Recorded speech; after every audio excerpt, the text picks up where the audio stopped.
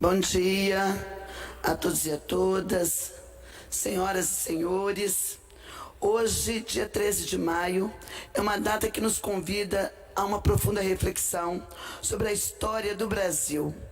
E, dentre ela, a assinatura da Lei Áurea, que marcou oficialmente o fim da escravidão em nosso país. Mas será que acabou mesmo a escravidão no país? Em que condições que isso aconteceu? Em 1988, o Brasil completava 100 anos da abolição da escravatura. E foi no Carnaval Carioca que entregou um dos maiores e mais críticos registros consistentes e inesquecíveis da história brasileira. Naquele ano, a Estação Primeira de Mangueira entrou na avenida com um enredo que atravessou o tempo e dizia o seguinte: 100 anos de liberdade, realidade ou ilusão? Na voz inesquecível de Jamelão da Mangueira, ele perguntava: será que já raiou a liberdade? Ou será que tudo foi ilusão? Será?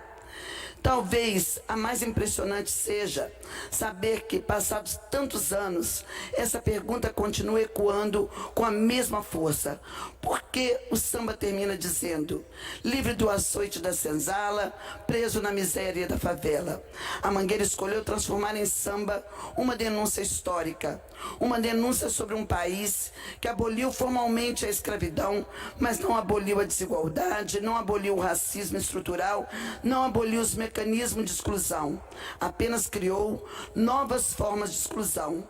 E a Mangueira não venceu aquele ano o carnaval. Naquele ano, quem venceu o carnaval foi a Unidos de Vila Isabel, com outro samba histórico, Kizomba, Festa da Raça. Kizomba, palavra de origem banto, significa festa.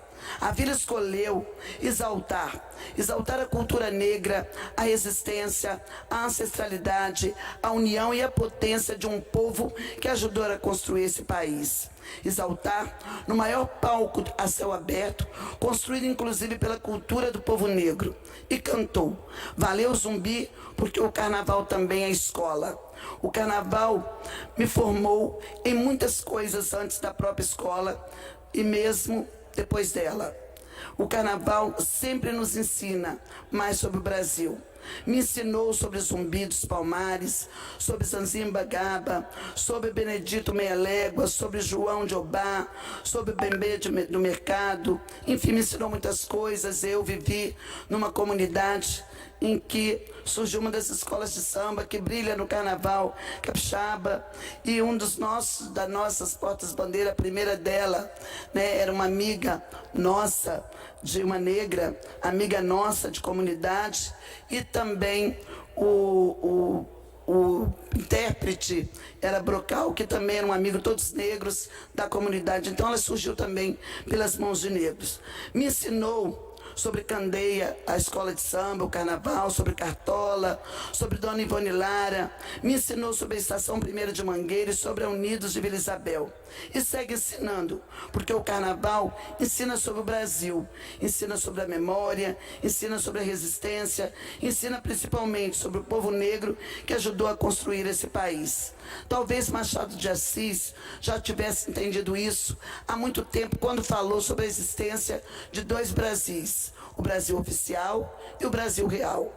O Brasil oficial dos privilégios, das aparências, das elites muitas vezes que tentam embranquecer até a imagem de um dos maiores escritores da nossa história.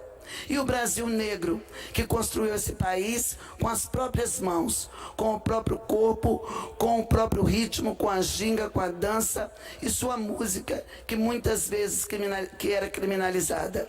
O Brasil do samba, da resistência, da memória, da literatura e de tantos outros Brasis tão negros quanto qualquer um de nós.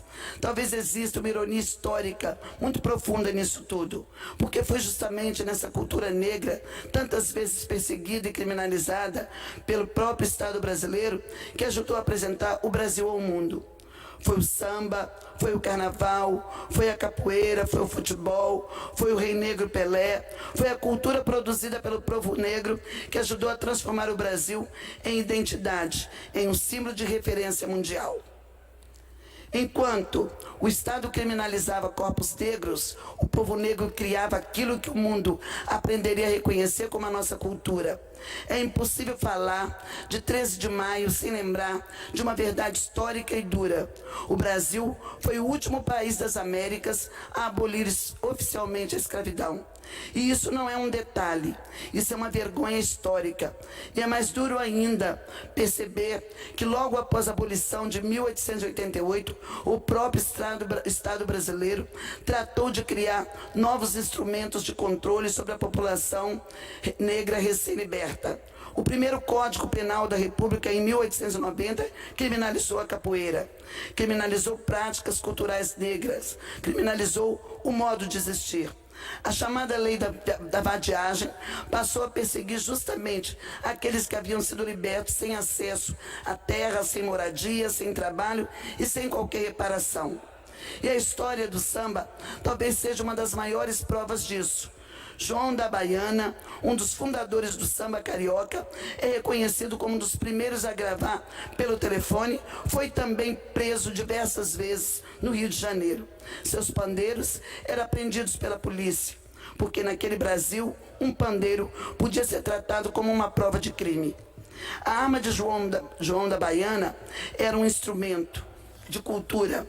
Ora, como exigir inserção formal e imediata no mercado de trabalho de milhares de pessoas que haviam acabado de sair de séculos de escravidão? Como falar em liberdade plena sem garantir condições reais de existência? Na prática, o que aconteceu foi a manutenção da população negra à margem da sociedade. Mudaram-se os mecanismos, mudaram-se os instrumentos, mas a exclusão permaneceu. Por isso, o 13 de maio precisa ser entendido em sua complexidade. Ele é, ao mesmo tempo, denúncia e exaltação. Denúncia como cantou a Mangueira, exaltação como cantou no mesmo ano a Vila Isabel, que foi vitoriosa naquele carnaval. Denúncia de um processo de abolição incompleto, exaltação da resistência de um povo que, mesmo diante da violência histórica, ajudou a construir a cultura, a música, a linguagem, a fé, a culinária, a literatura, o carnaval e a própria identidade brasileira. Porque não existe Brasil sem a cultura negra. Não existe Espírito Santo sem a cultura negra. Não existe democracia verdadeira sem memória, reparação e dignidade.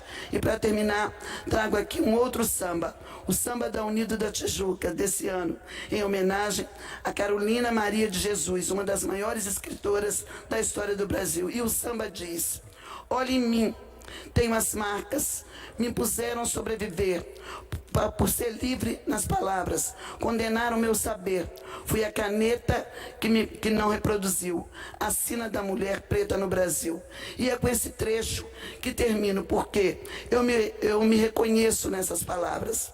E porque tantas mulheres negras deste país seguem sendo obrigadas a sobreviver antes mesmo de poder sonhar, mas seguem escrevendo, seguem construindo, seguem resistindo. E eu também espero ser, todos os dias, uma caneta que não reproduza a sina da mulher preta no Brasil e que busque, de fato, caminhos para a libertação de nossa gente, que precisa, sim, de reparação, que precisa, sim, das cotas, que precisa de inserção na sociedade e que precisa ser reconhecida como uma população que escreveu a história e uma história importante desse país.